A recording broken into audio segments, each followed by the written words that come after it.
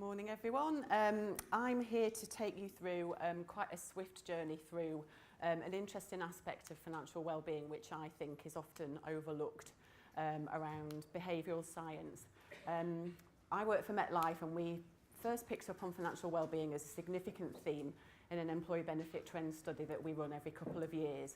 And in last year's report we got some really quite I would say quite scary data about the state of people's financial well-being and their health in terms of living payday to payday, for example. So some really important data, and then we thought, well, how can we help our clients and the brokers that work with those clients to help employers do something differently? So that's what I'm going to talk about today. We do have some reports. The more detail of what I'm going to discuss is going to be presented to you in that report, so do come and see us at the end. So what I'm going to cover is around really just looking at the state of financial wellbeing today. I've got some key data points to share with you that I think are really interesting. We'll look at the costs and benefits a little bit just in terms of the strategic imperative. I think it was really interesting what Linda Grattan was talking about earlier in terms of the intangible benefits as well. I think that's probably one of the biggest challenges with wellbeing in the round, because it is technically speaking quite hard to measure and show that return on investment on the balance sheet.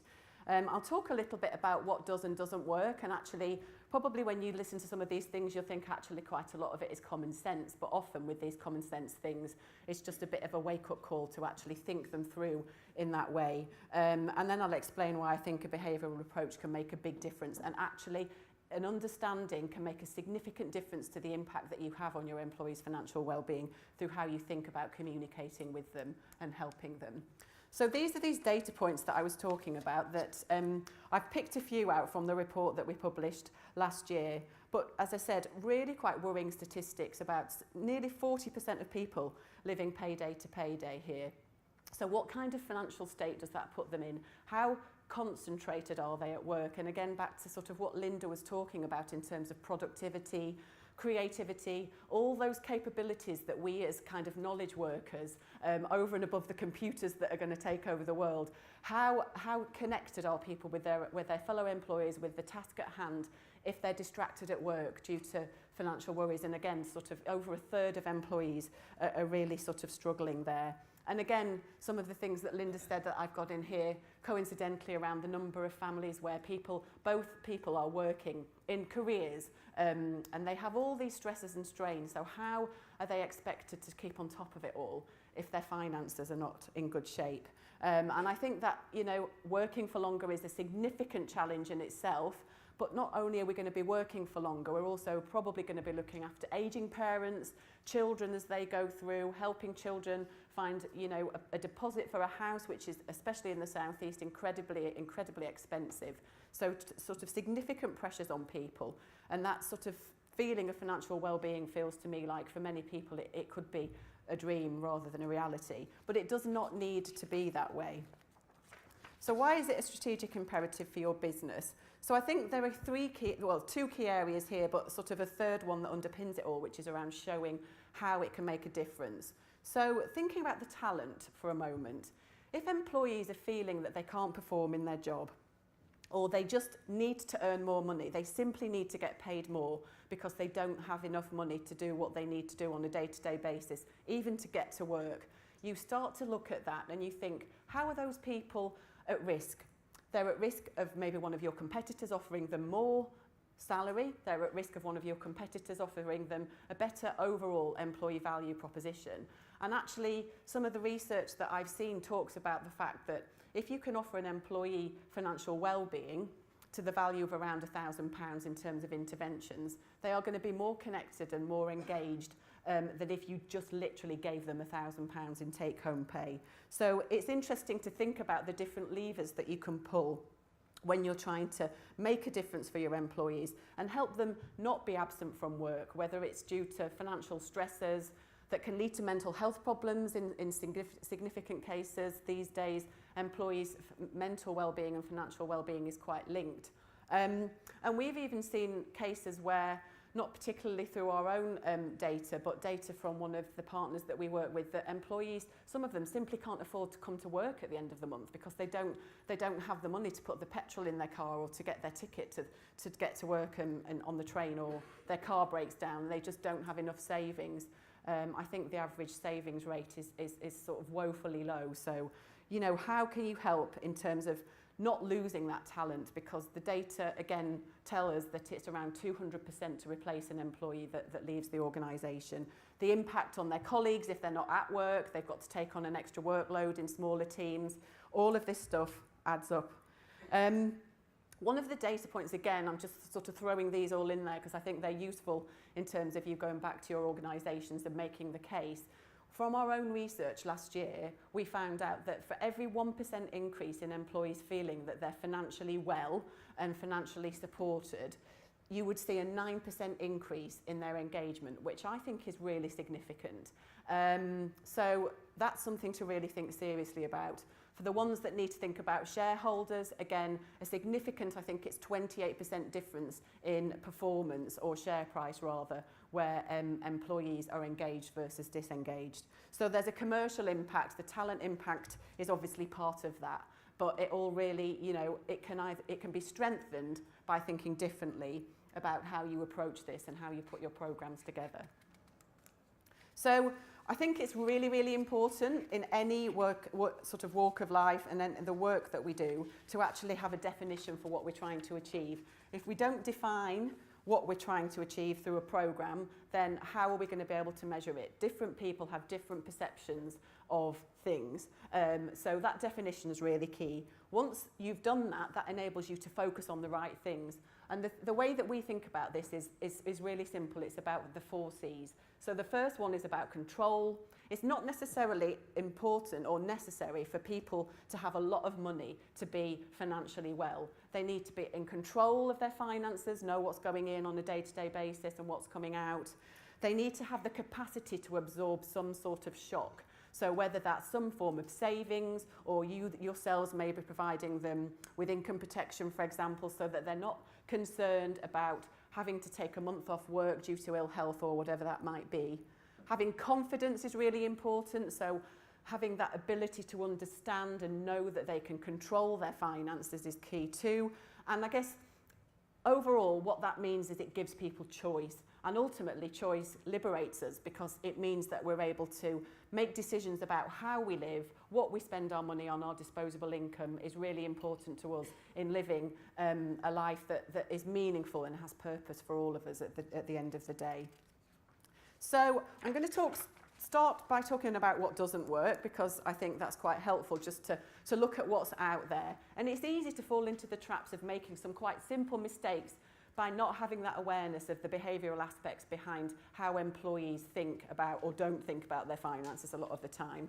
So I think auto-enrolment is a great thing, but we all know that a 1% default rate into an employee's pension is not going to get them anywhere near what they need in order to have a retirement fund that's going to enable them to do what they need to do in an ageing workforce, where they're probably going to need access to health services that we saw last week. The NHS is starting to already pull back on what it calls non-essential operations. You know, those kinds of things people are going to need to find the cash for. So defaults are great, but don't make them so insignificant that employees feel that they've ticked that box and then they don't need to worry about it.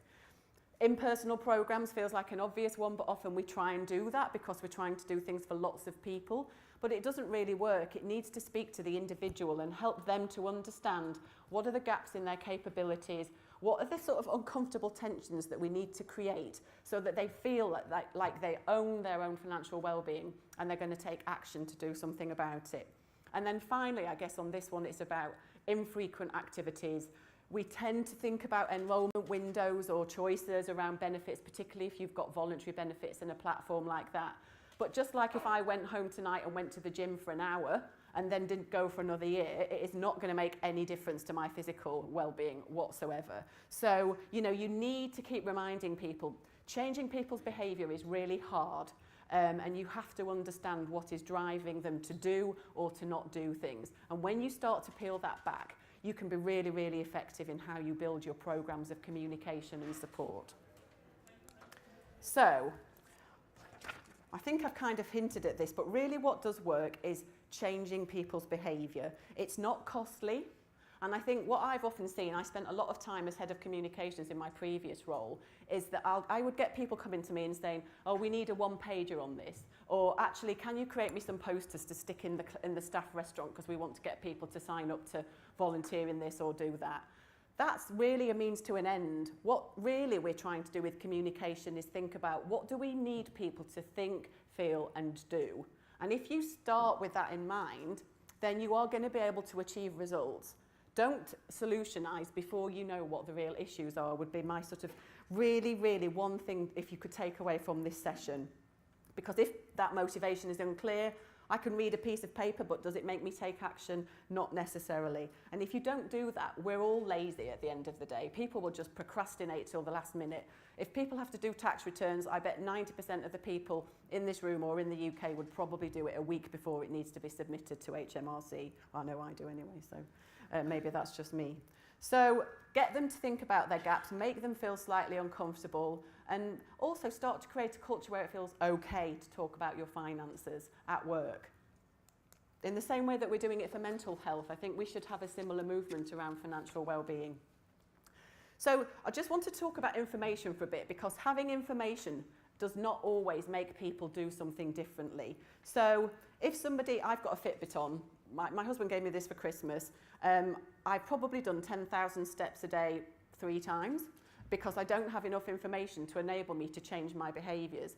I go to work, I sit at a desk all day, so I know this stuff, but I have not changed my behaviour as a result of having this thing on my wrist. In fact, it makes me feel worse because I can just see that I'm not getting my 10,000 steps in a day. So think about those emotional things. People are not rational. I think, I'm an economist by trade. We make assumptions about how people behave and we think that that's rational, and it is not. Also, these days, the significant thing that's changed is social media, and where people get their information from is just as important as what it says. So think about, I don't know, for example, the example I used the other week was around Donald Trump. What I have read and probably believe to be true is that if his people want to influence him, they actually make sure that they get themselves a slot on Fox News because that's what he watches. So they're not doing it through the normal channels, they're finding ways, and you need to find those ways that where are your employees getting their salient information from? Is it colleagues? What do they read? Where are they spending their time? And try and find just different ways to think about these things. Intuition as well. People think they know more than they do. If you again ask people whether they think they're a good driver, most people would say that they are, but the statistics would probably say otherwise. So this was just a sort of a bit of a funny example here, because I think it's just a really good example for me personally to remember around the sort of paradox of choice. And too much choice isn't always a good thing. So that's a picture of a washing machine. So I think, I'm washing my family's clothes all the time, and I look at my washing machine, there's probably 10 programs on it, and then probably 6 variations on that, so lots and lots of permutations, giving me all that choice into how I wash my family's clothes. And how many programs do you think I use? 2. Exactly. So don't give people too much choice. They're probably not going to take it, and I'll explain on another slide, it's actually probably makes people more nervous about the choices that they're making that might not be right. If you really think about this, too much information is not a good thing. So I'm going to pick a couple of these. There's more detail on this, as I said, in the report that we've got on our stand, which gives you the full technical details written by someone far more capable than me, a proper behavioural scientist that wrote this paper for us. But I think a couple of the things that I wanted to mention are status quo bias. These are all these human behaviours. We are creatures of habit, and we've evolved in that way because habit makes it easy for us to live our lives, to do the same things every day, make the same decisions. Do you always have the same thing on the Chinese takeaway menu? I think we do in my family anyway, because the risk of having the wrong thing again is there. So all this habitual behaviour that people exhibit, we'll all stay with the same bank, we'll stay with the same insurance company, we'll renew with the same with the AA or the RAC, we'll just stay with them because it's easy. So how do we move people out of that into a new world and change their behaviour? And present bias as well is another one that's quite similar to that. So people prefer immediate rewards. They want to be able to keep their take-home pay. So how do we create the conditions for them to feel that it's okay to invest in their future? And I think Aviva in particular began a really good advertising campaign around this that you may have seen last year, where they were trying to get people to think about their future selves, and they got people to think about, you know, I think the girl said, oh gosh, I can't believe it, I look like my granny, and they were really sort of thinking about, I need to think about my pension or whatever it is in real terms, and think about emotionally, what does that mean for me? So as I said, more information on that in the report, but it's something that you really, really do need to kind of at least get a basic understanding of as you're starting to build these programs. So once you've done that and you've created that understanding, and I would say think about the people in your organisations that you need to influence in the same way as well, because they're going to need the same understanding as you. Otherwise you end up with either too much information, which we've just talked about is not always great, or the typical, oh, I'll just design some posters, or we'll put some things onto people's desks and walk away and expect people to sort of make decisions in a different way. And there's some really simple things to, I guess, acknowledge those biases that we've seen. So we all like to make choices in a simple way. So find ways to make those choices simple. Give people fewer choices. That's not a bad thing. Make it easy for them to do what you know that is best for them and what is easy for them to do. That's not a bad thing. I think everyone's probably heard of nudge theory. So all those activities and that you can put in place, make sure that they're what your employees are really going to be asking for.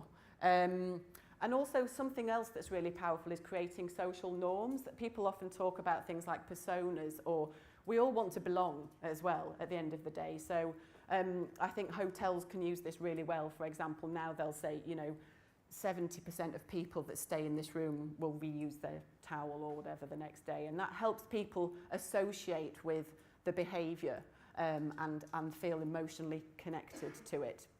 Pre-commitment also is a really good thing. As we've said, small defaults not particularly helpful, but get people to pre-commit. So start to talk to them and have the conversations before you might have a benefits enrolment period, for example. It's not really enough to just do that across a 2-week window. People need time to talk to their families, to think about things a bit, read up on things.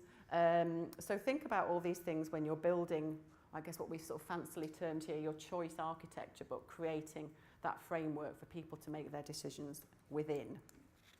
And then, once you've done that, you can use messaging and culture and your own employees to enable that to work and become embedded really well. So I think everyone's become a bit obsessed by digital these days, and sometimes it becomes the be-all and end-all. But one thing that I think is really useful about digital is that it forces you to simplify the way that you present information to people.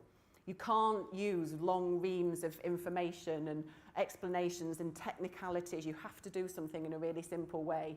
And it's not expensive as well. There are a lot of digital experts, digital agencies out there, digital communications experts that can help you simplify that messaging. And what it does mean is that you get data off the back of it. So you can look at your intranet, for example, and find out where employees are looking at content that you've provided them with and where they're not. Get employees involved and show them that you care is really important too. As I said, employees that feel valued will be more engaged, and that does really make a difference just on its own, in and of its own. Help them design the programs with you, and then they're going to work better for them. So I'm just getting a 1 minute warning now. I'm at the end of my presentation. Any quick questions for anyone? Commission-based workforce is an interesting one. I think for that one, probably going back to what I said, it's around thinking about those 4 C's. So what is there within, if you think about the lowest level that you're maybe providing within that commission-based workforce, how can you help them create those financial capabilities? And how can you link that to their day-to-day behaviour in their jobs and creating that sense of control over their, you know, the control of the financial well-being is directly related to the money that they're going to take home each month. And maybe think about different ways of rewarding people as well in that kind of environment.